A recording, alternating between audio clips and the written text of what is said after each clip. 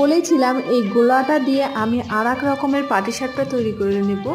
এখানে food colour দিয়ে colour করে নিলাম। হ্যাঁ, আমি কমলা সুন্দরী পাটিসাপটা তৈরি করব বন্ধুরা।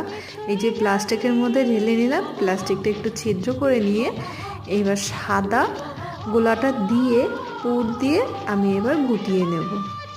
আর দেখুন পাটিসাপটা তৈরি হয়ে গেল। এভাবে আমি বেশ কয়েকটা দেখিয়েছি, প্রথমটা একটু ট্রাই করেছি, খুব একটা ভালো হয়নি। এবার আস্তে আস্তে দেখুন বেশ সুন্দর লাগছে কালারটা।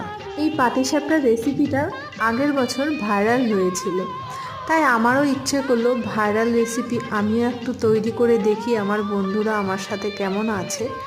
তাই বাড়িতে তৈরি করে নিলাম আমার সবার জন্য। আপনারাও দেখে বাড়িতে তৈরি করে নিন সবার জন্য, দেখতেও ভালো লাগবে, খেতেও ভালো লাগবে। সবকটা তৈরি হয়ে গেছে, দেখতে কত সুন্দর লাগছে দেখুন। আজকের মতো টাটা।